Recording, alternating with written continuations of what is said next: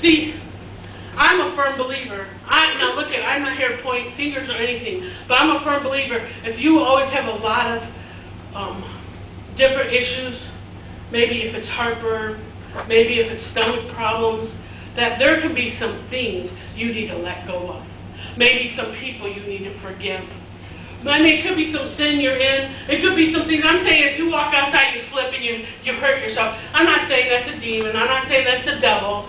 Thank the Lord, right, Pastor Bob? Sorry, I just got your vision people. It might be that you're on a cell phone. He's walking like this with their shoestring. No, I wasn't. Stop it now. Stop it. It's so funny having Mike. That was big. Take the batteries back out of that microphone. But there's certain things that cause arthritis when you're holding bitterness and resentment. They're saying that's one of the main causes for arthritis. Now, doctors might not really want to admit that, but it's just the truth. I'm not saying if you have it, that's the issue. I'm just saying, why not find out? Why not check your heart tonight? Is that not church? What church is a little bit about? That we're coming and saying before, not me, not before our black ceiling, green walls. That looks a little like fire. I'm just teasing. That we like to come. Okay, but we're coming before a holy God and saying, God, conform me, change me. Don't ever stop. I'm just saying this disciple class, I could teach this stuff. I will teach it probably forever because I never get old of it. It never gets tiring. To go back with someone who might be younger in the faith, especially when they're real young in the faith, to just see that you're going to set some foundational things in their life so when they get older, they'll grow up and just get stronger and mature. I mean, that's awesome. Never tire of the Word.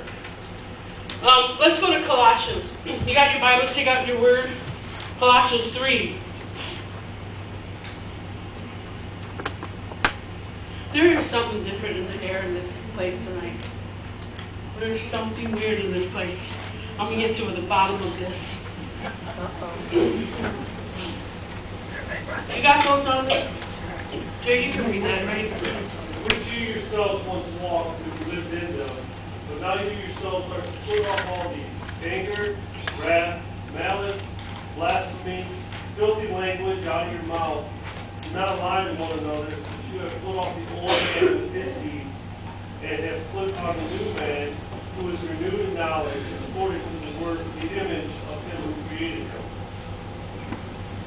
Where there is neither Greek nor Jew, circumcised nor uncircumcised, barbarian,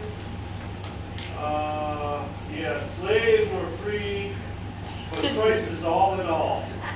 Therefore, as the elect of God, holy and beloved, put on tender mercies, kindness, humility, meekness, long-suffering, bear with one another, and forgiving one another. If anyone has a complaint against another, even as Christ forgave you, so you also must do.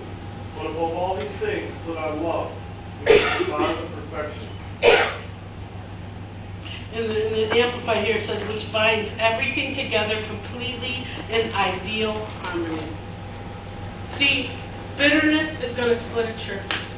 When somebody gets offended, and then it turns into bitterness, and then they go and they're offended, and they tell somebody else, and they get their offense, and then they get their whole families leave, right? I've been a part of them. I've seen it. My church got split for strife and garbage.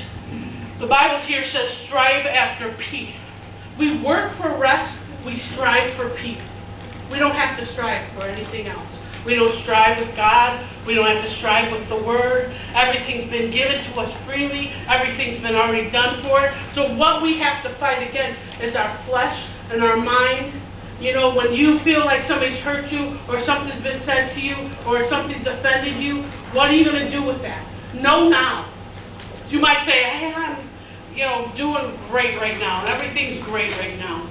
If you're in that place, I'm saying prepare now and be ready, because the devil is going about, 1 Peter 5:7, if not it's 2 Peter 5:7, it says the devil, like a roaring lion, is seeking whom he may devour. So it says walk sober, be vigilant, walk sober, and that's well balanced. See, if we're not walking well balanced in our life, then we're going to get offended with each other. If we're not knowing that you're not the devil, you're not the devil.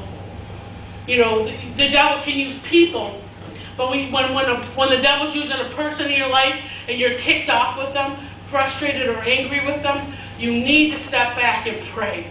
Pray hard for yourself. Pray for them. Say, it could be a misunderstanding. Maybe, you know, God will just learn how to work with people. Does not God, isn't it weird?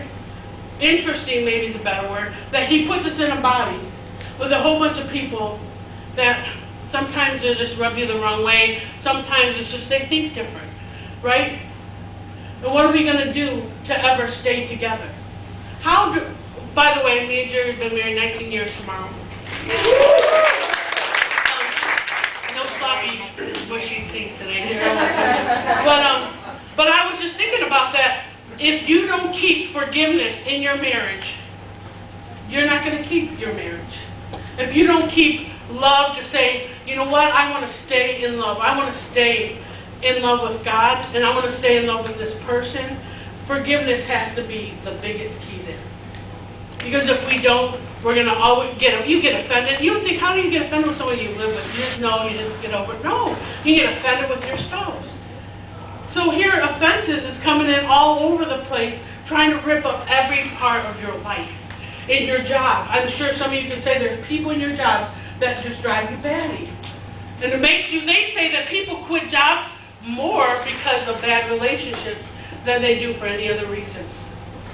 You know, and in this day and age that we're living, the very worst problem for the American church, this is a study, I'm not just making this up, the number one problem is a burnout. It's burnout. Because they say the average minister spends 15 to 20 minutes a day with God. Is that not a shame? The South Korean church, they're Christians. Now, I'm not saying all of them, but I'm thinking most of them. It's just a standard for the South Korean Christians that they pray 3 hours plus a day.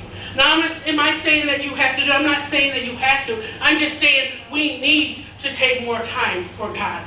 Because he will redeem your other 50%. Like, let's say if you gave 20% to God, he redeems that 80%.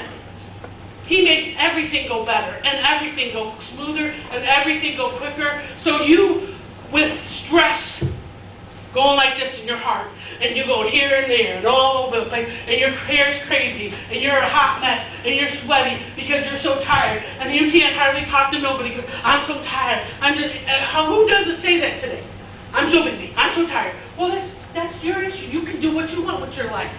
If you don't like your job, you need to start praying for a job that you love, that you can get paid to do. That's not God's fault. He redeemed it. Go back to Genesis 1. In Genesis 1:26, it says that God gave us rule, dominion, authority over this earth. Not over each other, but over this earth. And he wanted us to have a great and fruitful and awesome life. But then man ruined it, woman ruined it, they both ruined it. Right? Because what happened? We know it. We know the story. The serpent beguiled Eve.